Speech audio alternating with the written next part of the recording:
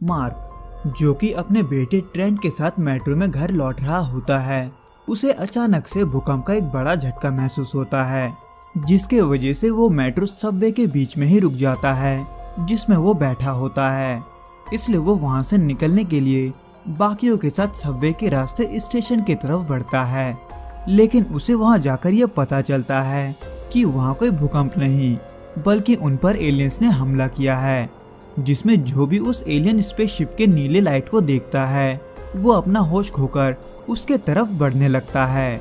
जिसमें मार्क का बेटा ट्रेंट भी शामिल होता है। हालांकि मार्क ट्रेंट को जैसे तैसे रोके रखता है और उसे होश में ले आता है, जिसके बाद वो बाकी के बचे हुए लोगों को लेकर सबवे के रास्ते ही वहां से निकलने की कोशिश करता है।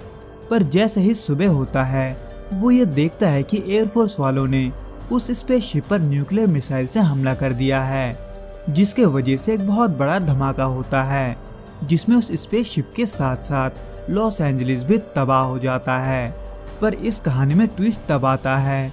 जब वो स्पेसशिप उस हमले के बावजूद भी अपने आप ठीक होकर वापस से हमला करना शुरू कर देता है,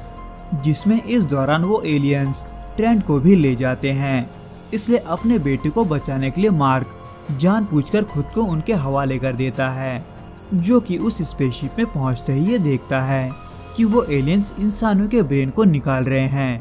पर क्यों, इसके बारे में फिलहाल मार्क को कुछ भी पता नहीं होता। वो बस खुद को बचाते हुए ट्रेंट को ढूंढने की कोशिश करता है, जो कि कुछ देर के बाद ट्रेंट को मिल भी जाता है, लेकिन तब तक बहुत देर हो चुकी होती है, क्योंकि एलियंस ट्रेंट का भी ब्रेन निकालने की कोशिश करते हैं। इसलिए उसको बचाने के लिए मार्क उस मशीन पर गोली चलाता है, जो कि काम तो करता है, लेकिन इसके वजह से उस एलियन को मार्क के बारे में पता चल जाता है, जो कि उस शिप को कंट्रोल कर रहा होता है। इसलिए वो एलियन मार्क को मारने की कोशिश करता है, पर मार्क खुद को जैसे तैसे बचा लेता है। हालांकि वो इसके वजह से उस शिप से नीचे गिरते गिरते बचता है। पर इस बार जब वो वापस उस शिप के अंदर जाता है तब उसे वहां पर बहुत ही अजीब चीज दिखाई देता है, जिसमें वो देखता है कि वो इंसानों के ब्रेन को कंट्रोल करके अपने सूट में डाल रहे हैं। और तो और वो वहाँ कुछ अंडे भी देखता है, जिसमें इंसानी बच्चे होते हैं, जिनको देखकर मार्क और भी कंफ्यूज हो जाता है। पर तभी कुछ एलियंस मार्क को देख लेते हैं और उसे मारने की कोशिश करते हैं। इसलिए मार्क उनसे बचने के लिए लड़ ही रहा होता है कि तभी एक दूसरा एलियन मार्क को बचाने आता है और उसको बचाते हुए एक प्रेग्नेंट लड़की के पास लेकर जाता है, जहां जाकर मार्क को ये पता चलता है कि उस एलियन के सूट में उस लड़की के पति का ही ब्रेन है, जो कि उन एलियंस के कंट्रोल में नहीं था। यानी कि उन सभी एलियन के सूट में अब भी कहीं न कहीं वो सभी इंसान जिंदा थे,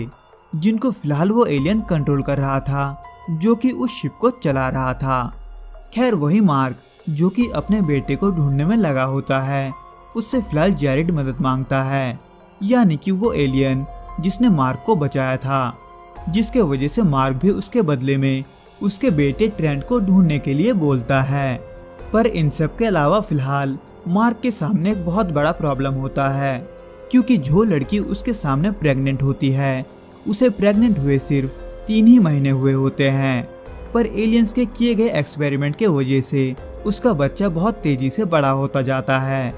जिसके वजह से वो बच्चे को जन्म देते हुए मर जाती है। हालांकि वो बच्चा बच जाता है, इसलिए मार्क उसको लेकर अपने बेटे के पास जाने लगता है। पर बच्चे के रोने के वजह से दूसरे एलियंस उसका पीछा करने लगते हैं,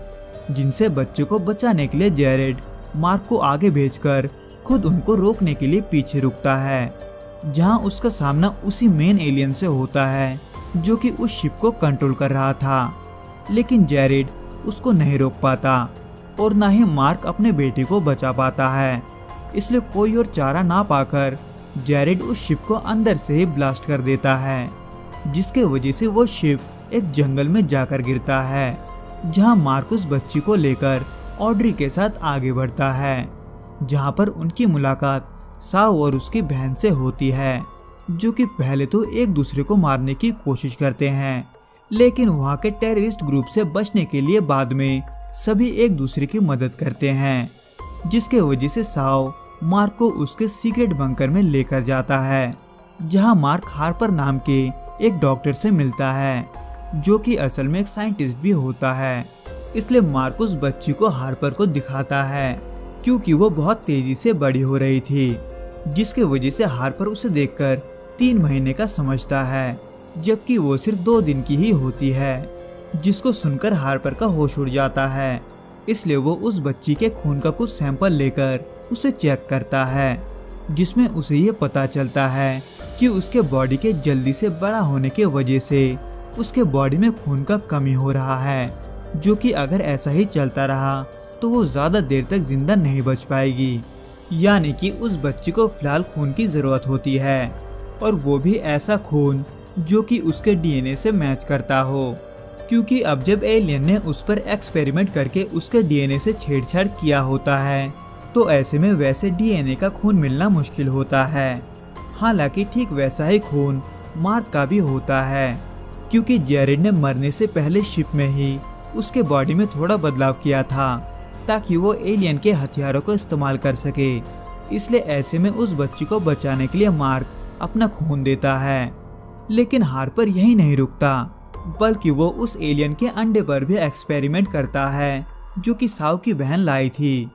जिस पर एक्सपेरिमेंट करने के बाद हार्पर को यह पता चलता है कि उस बच्ची का खून उनके लिए वायरस की तरह है। यानी कि वो बच्ची, जिसका नाम वो सभी रोज रखते हैं, एलियंस को रोकने का एक ही इकलौता जरिया होती है, जो कि उस स्पेसशिप में उस मेन एलियन को भी पता होता है। इसलिए वो रोज को ट्रैक करते हुए बंकर तक पहुंच जाता है, जहां वो रोज को मारने के लिए सारे एलियंस को नीचे भेजता है। पर यहाँ नीचे मार्क और साव भी तैयार रहते हैं और उनको रोकने की कोशिश करते हैं, जिसके वजह से मार्क उस वायरस को लेकर एक बार फिर से एलियन शिप के अंदर चला जाता है, ताकि वो डिलीवरी सिस्टम तक उस वायरस को पहुंचा सके। पर तभी उसको रोकने के लिए एक एलियन आता है, जो कि असल में उसका बेटा ट्रेंट होता है। इसलिए मार्क उसको नहीं मारता, बल्कि उसको ये याद दिलाने की कोशिश करता है कि वो कौन है, जो कि थोड़े कोशिशों के बाद ट्रेंट को याद भी आ जाता है। इसलिए वो मार्क की मदद करने लगता है। पर तभी उतने में वो मेन एलियन अपना बड़ा सूट पहन कर आता है और उस शिप के डिलीवरी सिस्टम को तोड़ देता है। इसलिए ऐसे में ट्रेंट भी एक बड़ा सूट पहनकर उस एलियन से लड़ता है, और उसी के बीच रोज भी उस डिलीवरी सिस्टम को ठीक करने के लिए आगे बढ़ती है, जो कि उसके छूते ही ठीक हो जाता है। और पल भर में सभी एलियंस, जिनमें इंसानों का ब्रेन होता है, वो अब एलियंस के कंट्रोल में नहीं रहते। हालांकि ये सब अब भी यहीं खत्म नहीं होता, क्योंकि रोज और ट्रेंट अब भी बाकियों के साथ मिलकर ये लड़ाई उल्टा उन एलियंस तक लेकर जाते हैं, जिसमें इसी दौरान कुछ हफ्तों में रोज बड़ी हो जाती है और अपनी अगली लड़ाई के लिए भी तैयार हो जाती है। तो दोस्तों, इस वीडियो में बस इतना ही। मैं आपसे फिर मिलूंगा कुछ नए और ऐसे ही इंटरेस्टिंग मूवीज के साथ। अगर आपको ये वीडियो पसंद आए तो प्लीज लाइक, शेयर और चैनल को सब्सक्राइब करना ना भूलें। Till then, goodbye and be safe.